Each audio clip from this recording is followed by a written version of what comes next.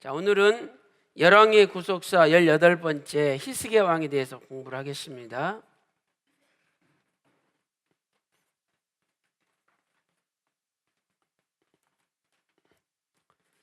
히스기야 왕에 대해서 공부를 하겠습니다. 자, 먼저 이 히스기야 왕의 시대가 어떤 시대였는지 히스기야의 연대에 대해서 우리가 한번 살펴보겠습니다. 자, 히스기야 왕은 주전 729년부터 통치를 하기 시작했죠. 이때가 주전 729년 B에 해당되죠. 이 B라는 것은 1년을 6개월로 나눴을 때의 하반기 뒷부분에 해당된다라는 뜻이죠. 그래서 히스기야 왕이 주전 729년에 왕이 됐는데, 이때까지는 아하스 왕하고 같이 통치를 하고 있었죠. 아버지 아하스 왕하고 같이 통치를 시작한 때예요. 그리고 이제 히스기야가 단독으로 통치를 시작한 때는 주전 715년이죠. 주전 715년에 단독 통치를 시작했죠. 그래가지고 주전 686년까지 통치를 해요. 그리고 이제 히스기야 다음에 므낫세가 왕이 됐는데, 므낫세가 왕이 된 것은 주전 696년이죠.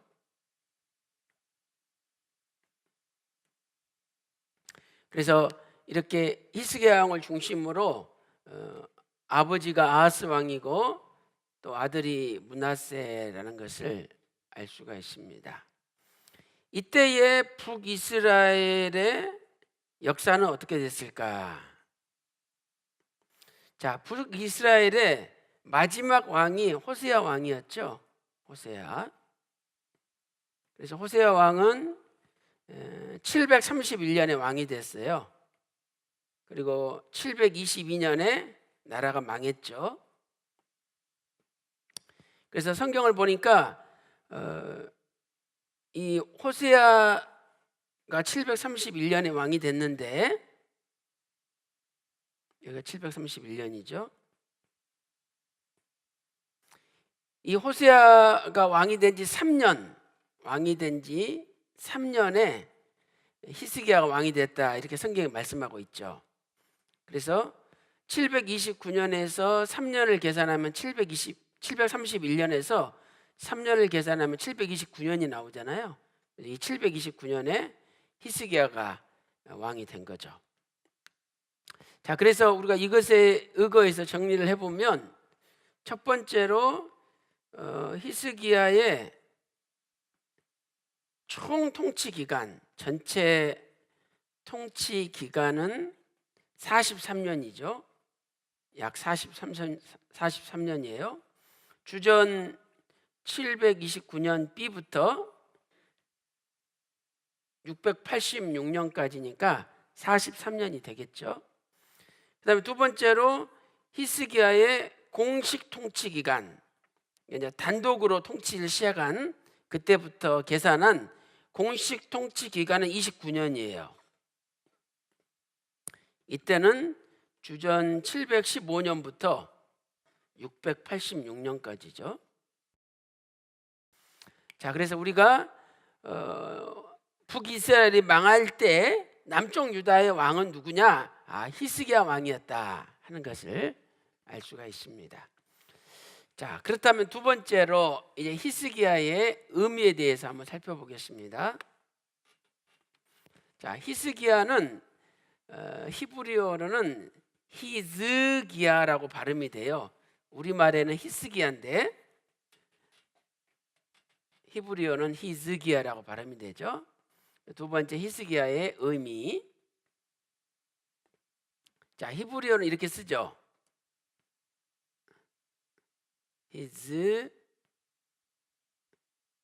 히즈키야. 그래서 히브리어로는 히즈키야 이렇게 발음이 돼요. 자, 여기서 이 야라는 단어는 여호와라는 뜻이잖아요. 여호와. 또 이 his key는 하사크라는 단어에서 나왔는데 이것은 강하다, 강하시다 이런 뜻이죠. 강하시다. 그러므로 히스기야의 뜻은 뭐냐면 여호와께서는 강하시다 이런 뜻이에요. 여호와께서는 강하시다. 그다음에 또 이렇게 해석할 수도 있죠. 여호와께서 나의 힘이시다. 히스기야의 뜻은 여호와께서는 강하시다. 여호와께서는 나의 힘이시다 이런 뜻이에요. 그래서 시편 18편 2절에 여호와는 나의 힘이시라 이렇게 시편 기자가 고백을 하고 있죠. 그래서 오늘 또 하나님만이 우리의 전능하신 하나님이고 우리의 영원한 힘이 될 줄로 믿습니다. 자, 이렇게 해서 우리가 히스기야 의미를 살펴봤고요. 이제 큰 세 번째로 히스기야의 생애에 대해서 우리가 공부를 하겠어요. 자, 그런데 이 히스기야의 생애는 굉장히 많은 내용이 성경에 기록되어 있어요. 성경에 기록된 인물들 가운데 가장 지면이 많이 할애된 왕이 누굴까요? 히스기야 왕이에요. 그래서 히스기야 왕은 성경에서 가장 지면이 많이 할애된 왕이에요. 그러니까 생애에 대한 내용이 많이 기록되어 있죠. 그래서 한 번에 우리가 공부하기는 어렵고 몇 번에 걸쳐서 이 히스기야의 생애에 대해서 공부를 하겠습니다.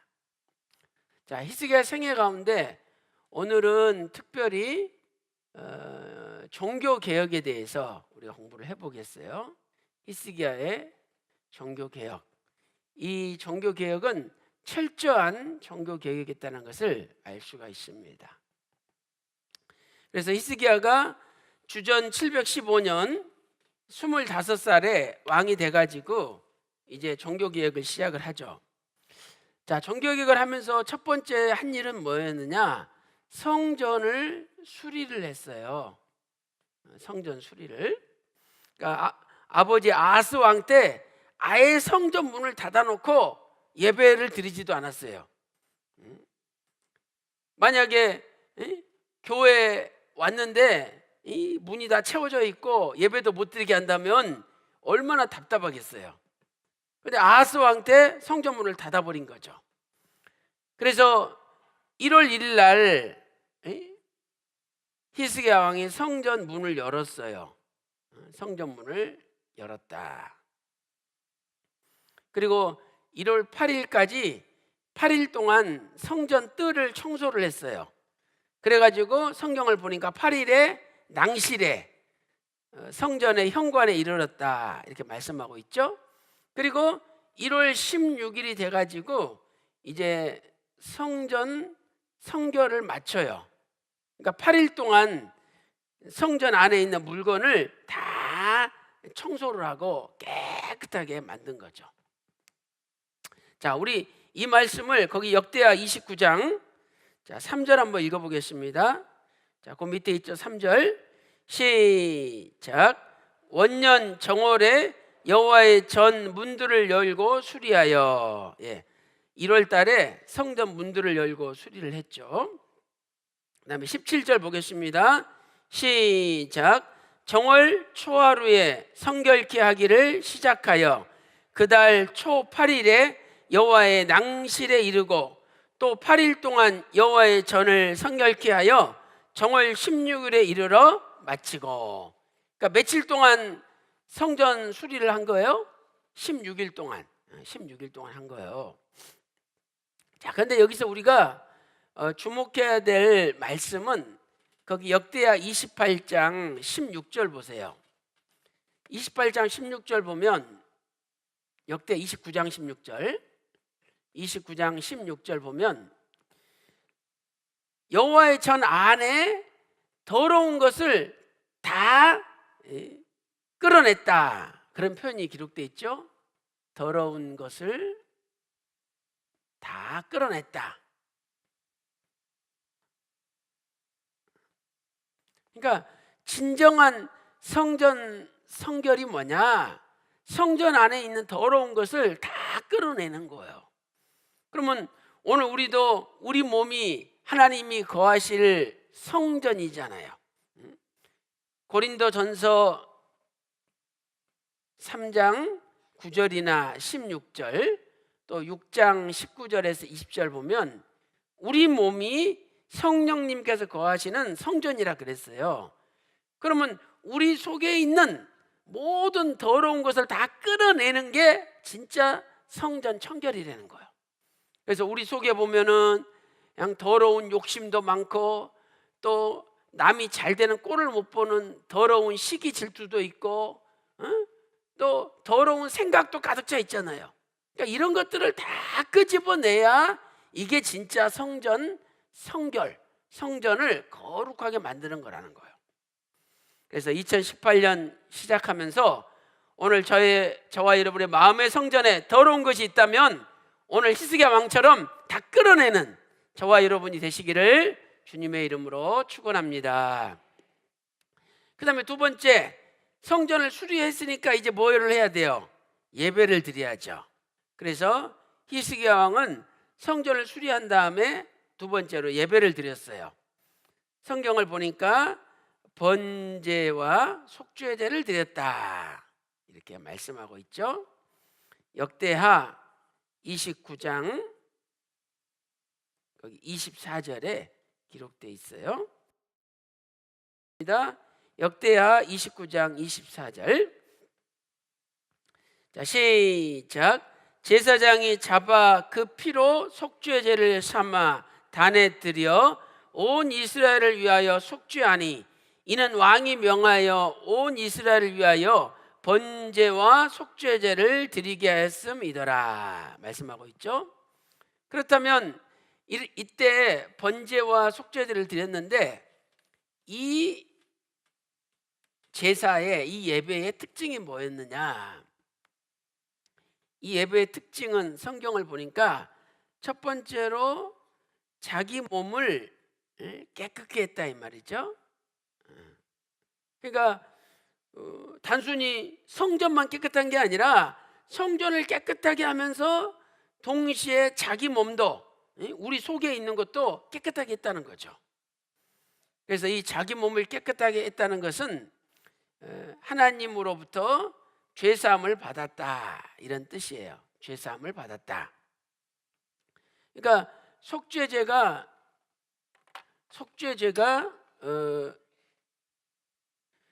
죄를 속하는 제사잖아요. 그래서 이 속죄제를 통해서 죄를 속하는 제사를 드렸기 때문에 하나님께서 죄사함의 사죄의 축복을 주셨어요. 그게 자기 몸을 깨끗게 했다 이제 이런 뜻이죠. 자, 거기 역대하 29장 31절 한번 읽어볼까요? 역대하 29장 31절. 자, 그 밑에 있습니다. 다 같이 시작. 이에 히스기야가 일러 가로되 너희가 이제 몸을 깨끗게 하여 여호와께 드렸으니 마땅히 나와 제물과 감사 제물을 여호와의 전으로 가져오라. 회중이 드디어 제물과 감사 제물을 가져오되 무릇 마음에 원하는 자는 또한 번제물을 가져오니 그랬죠. 그래서 첫 번째는 자기 몸을 깨끗게 했고요. 거기 중반절에 보면은 감사 제물을 가져왔죠. 그러니까 예배에는 반드시 감사 제물이 있어야 된다는 걸 가르쳐 주는 거예요. 감사 제물이 있어야 된다. 그러니까 오늘 우리가 예배 드리러 올 때 빈손으로 오면 안 된다는 거죠. 하나님 앞에 죄사함을 받았으면 그 죄사함에 대한 감사 감격의 표현으로 감사의 제물을 가지고 와야 된다는 거예요. 골로새서 2장 7절 보니까 너희 감사함을 넘치게 하라 그랬잖아요. 우리가 뭔데 예수님의 십자가의 피로 죄사함을 받았잖아요. 그럼 그 죄사함에 대한 감사 감격으로 감사가 넘치게 하는 삶을 살아야 된다는 거죠. 그 다음에 세 번째로 이 모든 일은 갑자기 진행되는 것처럼 보였는데 알고 보니까 하나님께서 미리 예비하신 거라 이 말이죠. 하나님께서 미리 예비하신 거라. 그러니까 히스기야 왕이 성전 문을 열고 성전 뜰을 청소하고 또 성전 안에 들어가서 모든 기구를 깨끗하게 다 청소했어요. 그리고 나서 하나님 앞에 번제와 속죄제 예배를 드리고 백성들이 너무 죄사함에 감격해가지고 하나님 앞에 감사의 물을 많이 가지고 왔어요. 이게 순식간에 이루어졌어요.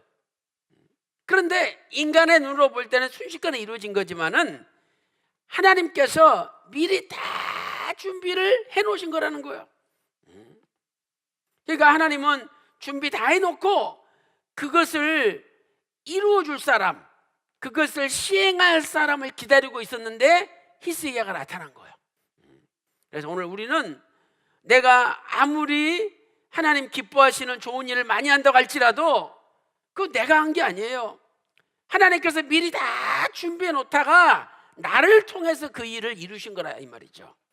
그래서 모든 것이 내가 한 것이 아니라 하나님의 은혜고, 모든 것이 내가 한 것이 아니라 하나님께서 다 준비하신 거라는 거. 이런 고백을 할 때 하나님이 영광을 받으시는 거예요.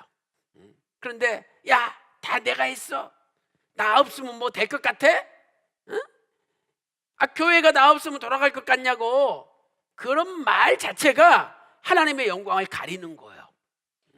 그래서 오늘 우리는 나를 낮추고 늘 아버지를 높이는, 아버지께 영광 돌리는 삶을 사시기를 주님의 이름으로 축원합니다. 자, 이 말씀이 역대하 29장 36절에 있어요.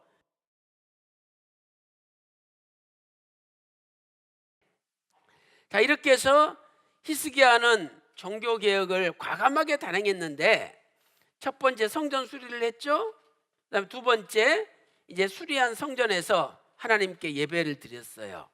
그리고 세 번째 이제 절기를 지켜야 되기 때문에 세 번째로 유월절을 지킨 거죠.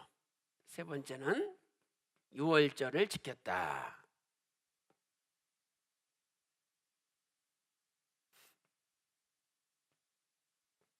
자, 그런데 우리가 여기서 아주 재미있는 사실을 발견할 수가 있어요. 자, 여러분, 유월절은 몇 월 며칠인가요? 1월 14일 니산월, 1월 14일이 유월절이죠. 그런데 지금 성전 청소가 1월 16일 날 끝났어요. 그러니까 이미 유월절이 지나가 버렸어요? 안 지나갔어요? 지나가 버린 거예요. 그거 어떡하냐? 그래서 1월 14일 날이 유월절인데 이미 지나가 버렸어. 거기다가 유월절 제사를 드리려는데 제사장 숫자가 부족해요. 제사장 숫자가 부족했어요. 그 다음에 두 번째는 백성들이 예루살렘으로 다 모여야 되는데, 왜 유월절 날은 1년에 3차 예루살렘 하나님이 택하신 곳에 모여서 예배드리라 그랬잖아요. 그런데 이스라엘 백성들이 예루살렘에 모이지를 못했어요. 모이지 못했다. 그래서 1월 14일 날 유월절을 지키지 못했어요. 그래서 어쩔 수 없이 언제 유월절을 지켰느냐? 그 다음 달 2월 14일 날 유월절을 지킨 거예요. 그러니까 우리가 여기서 한 가지 얻을 수 있는 교훈은 뭐냐? 물론 1월 14일이 하나님 정해신 절기니까 1월 14일 날 지켜야 맞아요. 그러나 부득이한 사정으로 인해서 그날을 지키지 못할 때는 다른 날을 지켜도 된다, 안 된다? 된다는 것을 알려주는 거예요. 하나님은 지키는 게 중요한 거지, 굳이 어쩔 수 없는 상황인데 그 날짜에 얽매일 필요는 없다는 거예요. 우리 민수기 9장 10절 11절 읽어보겠습니다. 민수기 9장 10절 11절요. 자, 다 같이 읽겠습니다. 민수기 9장 10절 11절 시작. 이스라엘 자손에게 고하여 이르라.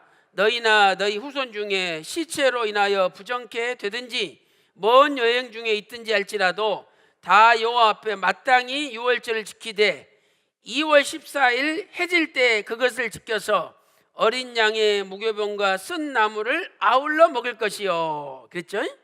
그러니까 1월 14일 날 지키는 게 마땅해요. 그러나 부득이 1월 14일 날 못 지킬 경우는 2월 14일이라도 지켜라, 이렇게 하나님께서 명령을 하신 거죠. 이렇게 해가지고 6월절을 지켰더니 하나님께서 복을 주셨는데, 무슨 복을 주셨느냐?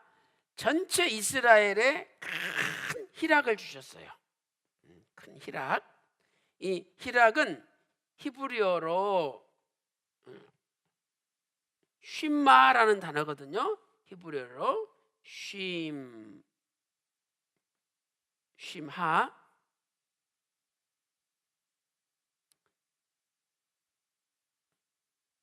심하. 그래서 이 심하는요, 이건 행복 또는 기쁨, 이런 뜻이에요. 그러니까 하나님께서 이렇게 성전을 청소를 하고 예배를 드리고 6월절을 지키니까 하나님이 이스라엘에게 큰 행복과 큰 기쁨을 주신 거예요. 그러니까 오늘 저와 여러분도 세상에서 제일 큰 기쁨, 큰 행복이 뭐냐? 하나님 앞에 예배 드리는 것이 가장 큰 기쁨이고 가장 큰 행복이에요. 자, 이렇게 해서 6월절을 지켰고요. 그 다음 네 번째 한 일이 뭐냐? 네 번째는 우상을 타파했어요. 각종 우상을 타파했다. 자, 네 번째, 각종 우상을 타파했다. 그래서 이 우상은 이게 주물로 만든 뭐 주상이든지 또 아세라 목상이든지 이런 것들을 다 파괴시켰죠. 그리고 더 나아가서 집 가까운 데 가서 예배드리는 산당이나 또 거기에 있는 이방 신을 향한 단, 이걸 다 없애버렸어요. 산당과 단을 없애버렸죠. 그래서 하나님이 기뻐하신 거예요. 자, 역대하 31장, 자, 1절 보겠습니다. 역대하 31장 1절. 자, 시작. 이 모든 일이 마침에 거기 있는 이스라엘 무리가 나가서 유다 여러 성읍에 이르러 주상을 깨뜨리며 아세라 목상을 찍으며 유다와 베냐민과 에브라임과 므낫세 온 땅에서 산당과 단을 제하여 멸하고 이스라엘 모든 자손이 각각 그 본성 기업으로 돌아갔더라. 그 다음에 이제 다섯 번째로 히스기야는 어떤 종교 개혁을 단행했느냐? 자, 다섯 번째는요, 작정 헌물을 드리고 11조를 드렸어요. 작정 헌물과 11조를 드렸다.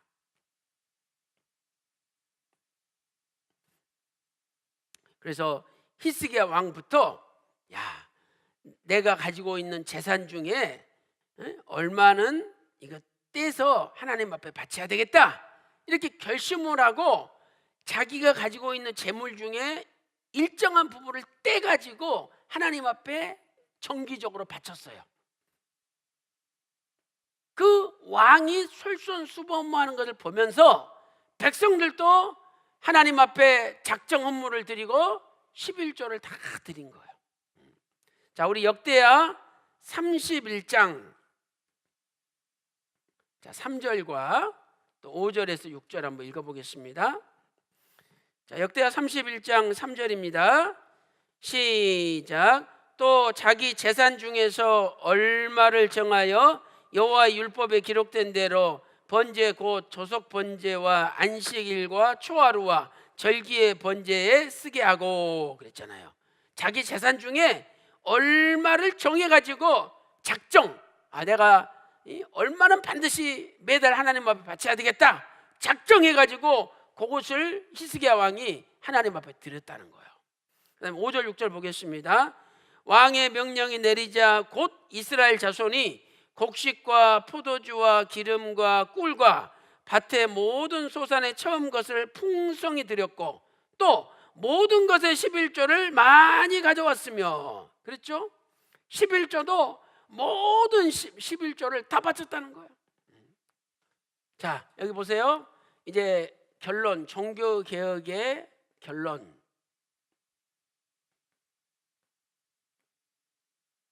종교 개혁을 이렇게 철저하게 히스기야가 단행했는데, 자, 성전을 수리했죠. 예배를 드렸죠. 번제와 속죄제를 드리고, 그 다음에 하나님 앞에 히스기야 왕이 유월절을 지켰어요. 유월절을. 그리고 우상을 타파했죠. 네 번째로. 다섯 번째로 작정 업무를 드리고 11조를 바쳤어요. 이렇게 종교개혁을 단행한 결과가 왕하 18장 7절이에요. 자, 다 같이 읽어보겠습니다. 열왕기하 18장 7절 시작. 여호와께서 저와 함께 하심에 저가 어디로 가든지 형통하였더라. 저가 아수르 왕을 배척하고 섬기지 아니하였고. 자, 하나님께서 함께 하셨죠? 하나님께서 함께 하셨다.